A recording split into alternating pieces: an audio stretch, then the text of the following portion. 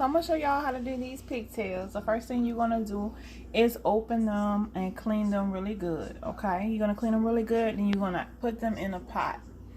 Put them in a pot. You're gonna put some seasoning in there, but not a lot, because when it first boils, after it gets done boiling to a certain point, we have to take them out and we have to get all this fat off the top of them, and then put them back in the pot and continue to boil. So don't worry about too much seasoning. You can probably just put some black pepper and a little salt, whatever, for them to boil. But you are gonna put some vinegar in there. It can be white vinegar or it can be apple cider vinegar, but you are gonna put vinegar in there as well. So I'm gonna clean these, get these in the pot, and go ahead and get them started. Some people like to go ahead and trim as much of the fat off as they can, but you'll come out better not even doing that. Just boil it down, because then it'll be so much easier to trim it off.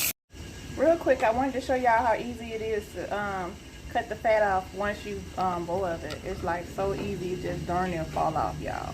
So that's the difference of if you boil it with the fat on there and then just take it off, as opposed to trying to cut it before you boil it.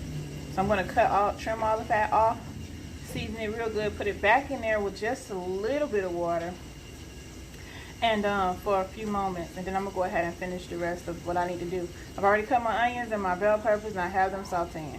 Okay, so I added my pigtails back in the pot. I just put some Tony Creole on them. I'm gonna add some butter. I took all the water out. I'm just gonna let them kind of like just kind of stay in there for about 4 or 5 minutes. I also put a little bit of this salt-free garlic and herb seasoning in there, y'all. As y'all can see, I got my bell peppers and my onions over here sauteing. I'm gonna go ahead and grab a big pot. I'm gonna open up my cream style navy beans, Creole style blue runner navy beans. I'm gonna go ahead and put them in there.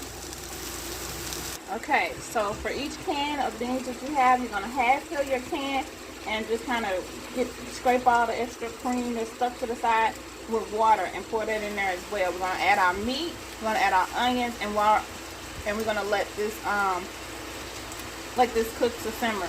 We're gonna also cut up some sausage, and we're gonna saute them with some butter, and they're gonna also go into this.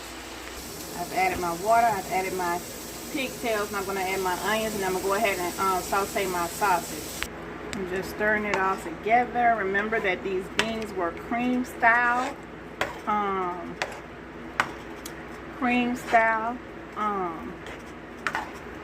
navy beans, so they're gonna be, you know, creamy. Don't forget to add your water into your can. For each can of beans that you put in here, you're gonna put a half a can of water. Make sure you get all that goodness out of that can, y'all. So I'm gonna let this cook on a medium high heat. I'm gonna put the top on it and just let it simmer. And I'm gonna go ahead and get my sausage ready, y'all. So this is my Mexican cornbread. But anyway, now my sausage is nice and brown on one side. It don't have to be brown on both sides. But you just want them to have a nice tan brownness to them. I'm gonna go ahead on and add them to my beans.